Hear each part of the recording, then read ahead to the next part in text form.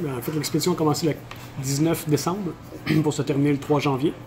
Donc, une bonne ascension qui commence le 19 janvier par la voie de Vacas Valley, qui est la voie de la 360. Donc, on est parti de là le 19 janvier au matin pour atteindre le sommet le 1er janvier. Donc, 1er janvier au sommet vers 12h30. On était environ la 3e ou 4e équipe à atteindre le sommet.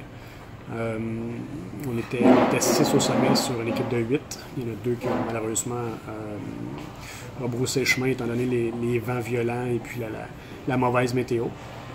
Puis le 3, on était revenu là, par la voie normale au pied de la montagne en fait. Là. Mais je vous dirais la durée de l'expédition, c'est quand même quelque chose qui vient jouer sur le moral.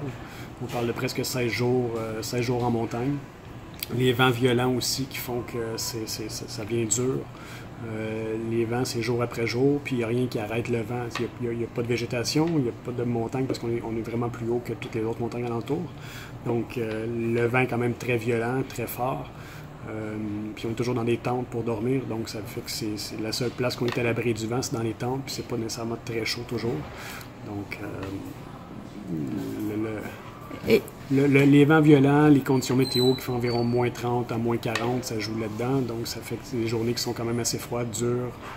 Puis c'est jour après jour comme ça pendant 16 jours. Donc, c'est sûr que ça vient jouer éventuellement sur le moral.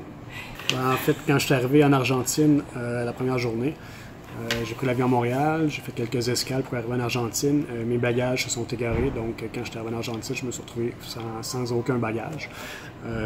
La langue là-bas, c'est l'espagnol, donc je parle pas espagnol, donc c'est un peu dur, je vous dirais, pour essayer de récupérer mes bagages et puis trouver son où en fait, parce qu'il était pas en Argentine. Donc ce que j'ai compris, ce que les gens pensent en tout cas, en fait, c'est que les bagages étaient restés au Chili, donc dans un autre pays. Donc avant qu'ils retrouvent mes bagages et que je puisse les récupérer, c'est quand même passé un certain temps.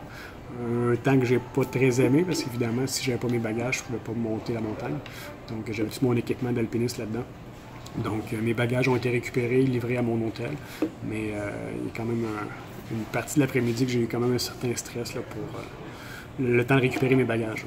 La Aconcagua, je l'ai fait, mais il reste encore plein d'autres belles montagnes à faire. Donc oui, ça serait pas surprenant que je puisse éventuellement partir dans d'autres montagnes, d'autres sommets.